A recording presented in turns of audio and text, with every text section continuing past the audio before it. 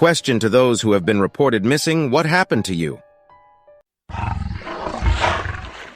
I left a house where I was mistreated, leaving a note clearly stating my intention never to return.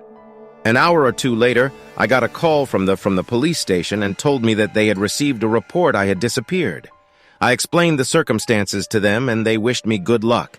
Since I was of legal age, I had the right to leave. That was 3 years ago.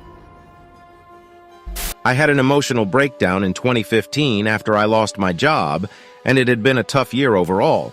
So I packed a backpack, got on my motorcycle, and drove to another city to get away. I took enough money to last me a week, unplugged my cell phone, and took off. I spent the whole week relaxing on the beach, hanging out, going to bars and clubs. I stayed in hostel and socialized with other hostel guests. All in all, it was an amazing week. I had a good relaxation.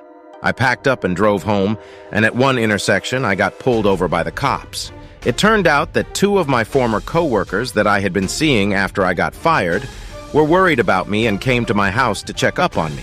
My housemates said they hadn't seen me in days. They started looking for me all over town, and then they reported me to the police, my disappearance. The cops checked my records, my phone activity, saw that I hadn't been on social media, found out that I hadn't talked to family in a long time. And while I was trying to distract myself from my shitty life, everyone was thinking the worst. The cops sent out my motorcycle number, and when I got on the highway, apparently it on the patrolman's computer, so they pulled me over. The cop was polite. He just wanted to make sure I was okay. He called dispatch and asked them to take me off the list missing. In Australia, they only remove me from the list of missing only after a police officer has personally to see the missing person in person. 8 hours later, I got home and saw that a lot of people were worried about me. To be honest, I thought, nobody would give a damn about my disappearance, otherwise I would have left a note. I work in the ER, and one day we went on a call to a man who was complaining of leg pain. We arrived at a very polite kid who was sitting by the side of the road. His feet had huge blisters on them. He told us that he had gone to a relative's funeral and was very upset and decided to go for a walk to clear his mind, so he just kept walking and walking. For 4 whole days. It turned out that he lived in the same place where I grew up, 400 kilometers away. We talked about this township, the good local pubs, etc. He confessed that he was a little depressed and that he might need professional help. Unfortunately, we could only drop him off at the hospital, and we did the best we could. Later that same shift, I was on Facebook and saw that a school friend had posted a post about a missing person. It was our walker. I called the police and informed them of the whereabouts of the poor guy, and they got very excited. My brother had been missing for a year. He had disappeared before, but only for a few days. He has paranoid schizophrenia and often suffers from hallucinations. We live in New York. My parents had no idea where to look for him. For a year, we kept going to the police to identify the bodies. He didn't have any friends or no girlfriend to go to. My brother just disappeared. A year later, we got a call from a hospital in Washington, D.C. My brother had been picked up on the street in a very exhausted condition. It turned out he had gone to Washington, D.C. to warn the government of some kind of threat because of his illness. He refused to eat because he believed it was poisoned. The only reason he was still alive was because the homeless took care of him. He looked like himself when they found him, covered in flea bites. Now his brother physically healthy, which was not the case with his mental health. At least he hasn't tried to escape anymore. Whenever I see homeless people on the street, I always think of this case. I went on vacation for 3 weeks. My supervisor called me and asked if I was okay because the police called him and saying that there had been a report of my disappearance. My neighbor filed a report because she was worried about the fact that she hadn't seen me in a week. I felt somewhat relieved. At least, now you know for sure that you have good neighbors.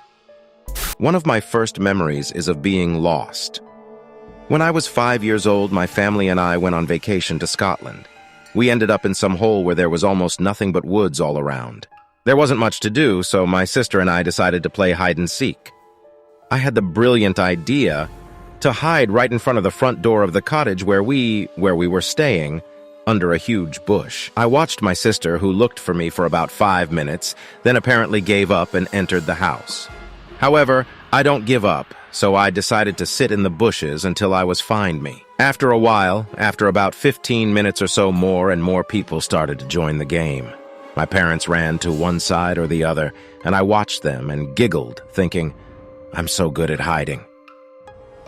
More and more people joined in the game, including holiday makers from the other cottages, the park staff, and police officers. I kept sitting and sitting in the bushes many hours. It got dark, and I was enjoying the game. My sister was only 7 years old, so she wasn't involved in the search, just sat on the porch. As darkness fell, my yellow jacket started to stand out, and finally, after I'd been searched all day through the woods, my sister realized that I was sitting across from her. Best game of hide-and-seek in my entire life. I don't remember how old we were, probably about 10. Me and friend and I decided to collect fallen leaves from the trees in our neighbors' yards for money. We went from house to house and offering our services for $5. Eventually, we went around so many houses that we reached some intersection and realized that we didn't know where we were because we had never left our neighborhood before. Then it got dark, and we could neither read the names of the streets nor see anything familiar in the dim light of the street lamps. Finally, as we were walking, not knowing where we were going, we heard the sound of a police siren and saw the lights of a police car. The cops stopped next to us and asked us our names. They put us in their car and drove us home. To us, 10-year-old boys, it seemed like we had been driving for a long time, when in fact we had only driven 4 blocks. We got a lot of grief from our parents for that, and they also took away our hard-earned money.